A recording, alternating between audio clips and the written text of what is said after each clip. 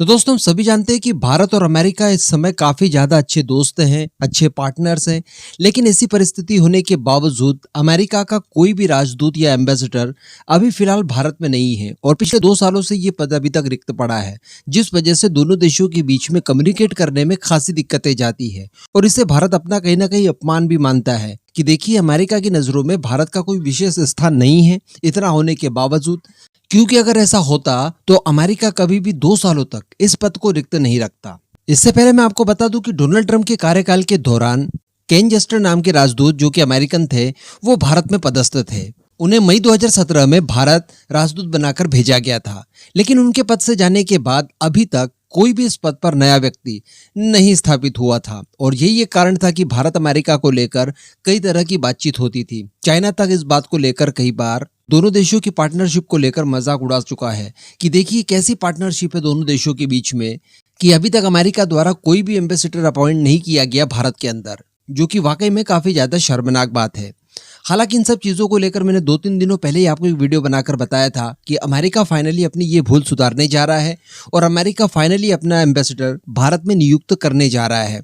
अब इसको लेकर जो बाइडेन की तरफ से एक नाम सजेस्ट किया गया, जो कि लॉस एंजलिस के पूर्व मेयर हैं, जिनका नाम है एरिक गारसेटी।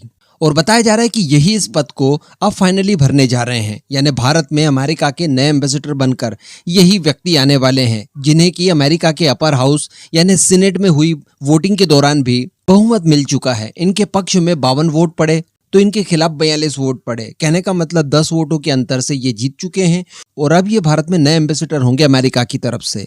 अभी आगे इन्होंने इनके नाम की मंजूरी मिल जाने के बाद राष्ट्रपति जो बाइडेन का आभार भी जताया है और आगे इन्होंने कहा है कि मैं भारत और हमारे महत्वपूर्ण हितों का प्रतिनिधित्व करने के लिए और अपनी सेवाएं देने के लिए बहुत ज्यादा उत्सुक और तैयार हूं। कहने का मतलब इन्होंने काफी ज्यादा खुशी जताई है कि इन्हें भारत के अंदर अमेरिका का एम्बेसडर बनाकर नियुक्त किया जाएगा। लेकिन दोस्तों, खेल यहीं पर हुआ है। जी हाँ, अगर आपने नोटिस किया हो तो मैंने एक लाइन कही थी कि ये जो नए व्यक्ति हैं जिन्हें कि भारत के अंदर राजदूत बनाकर अमेरिका भेज रहा है, जिनका नाम है एरिक गारसेटी, ये राष्ट्रपति जो बाइडेन के काफी ज्यादा करीबी हैं। अब अगर ये राष्ट्रपति जो बाइडेन के ज्यादा करीबी हैं, इसका मतलब बाय डिफॉल्ट ये भारत के खिलाफत वाले व्यक्ति ही हैं। जी हाँ, बिल्कुल ऐसा मान लीजिए। और दोस्तों, इन्हीं को लेकर कई सारी बातें इस समय मीडिया में बहुत ज्यादा चर्चित हैं। दरअसल मैं आपको बता दूं कि एरिक गारसेटी भारत का कई बार विरोध कर चुके हैं, खासकर भारत की जो पॉलिसीज हैं इनको लेकर ये भारत के विरोधी रहे हैं। और ये अगर अमेरिका की तरफ से नए एम्बेसडर नियुक्त किए जाते हैं भारत के अंदर, तो डेफिनेटली भारत और अमेरिका की राहें बिल्कुल भी आसान नहीं होंगी। इससे पहले मैं आपको बता दूं कि भारत द्वारा जो CAA का कानून लाया गया था, उसको लेकर ये भारत के खिलाफ बयानबाजियां कर चुके हैं और भारत की इन सब पॉलिसीज को लेकर ये भारत के विरोधी रहे हैं। अब CAA को लेकर आपको ज्यादा कुछ चीजें बताने की जरूरत है नहीं। वही वाला कानून जिसके तहत कई सारे लोगों की बताया जा रहा था कि नागरिकताएं चली जाएंगी। ये कानून किसी एक पक्ष के लिए है, दूसरे के लिए नहीं है, बहुत ज्यादा कम्युनल है। इस तरह की चीजें हम लोगों ने देखी थी उस समय। हालांकि ऐसी कोई भी चीज सामने निकल कर नहीं आई और इस कानून को लेकर जितनी भी अफवाहें फैलाई गई थी वो सारी की सारी बकवास साबित हुई। लेकिन इन सब चीजों को लेकर एरिक गारसेटी भारत का विरोध कर चुके हैं और अगर वही व्यक्ति अमेरिका के इतने बड़े पद पर बैठकर भारत के अंदर पदस्थ रहेंगे तो डेफिनेटली दोनों देशों के बीच में फ्रैक्शन काफी ज्यादा बढ़ेगा। इससे पहले हम लोगों ने देखा कि अमेरिका के विदेश मंत्रालय की तरफ से बयान आया था जब उन्होंने एम्बेसडर को फाइनल नियुक्त करने के लिए पहल शुरू की उस समय, कि भारत हमारे लिए बहुत ज्यादा महत्वपूर्ण है। इंडो पैसिफिक में अमेरिका के लिए भारत बहुत ज्यादा महत्वपूर्ण देश हो जाता है और इतने अच्छे देश और जहां पर हमारे इतने इंटरेस्ट छुपे हुए हों, ऐसे देश को नजरअंदाज नहीं किया जा सकता। और हम लोग अपनी भूल सुधारते हुए यहाँ पर एम्बेसडर की नियुक्ति करने जा रहे हैं, लेकिन वो इस रूप में होगी, इसको लेकर किसी ने पहले कल्पनाएं नहीं की थी। हालांकि फिर भी किसी तरह की कोई टिप्पणी कर देना बहुत ज्यादा जल्दबाजी होगी, क्योंकि अमेरिका के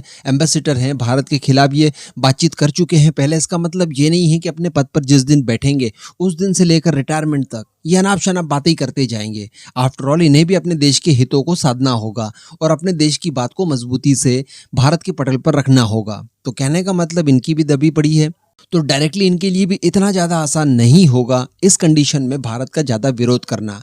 लेकिन फिर भी कहीं ना कहीं वो चीज भारत के मन में हमेशा रहेगी कि यार ये व्यक्ति वही है जो कि भारत की पॉलिसीज को लेकर भारत के खिलाफ बातें कर चुका है।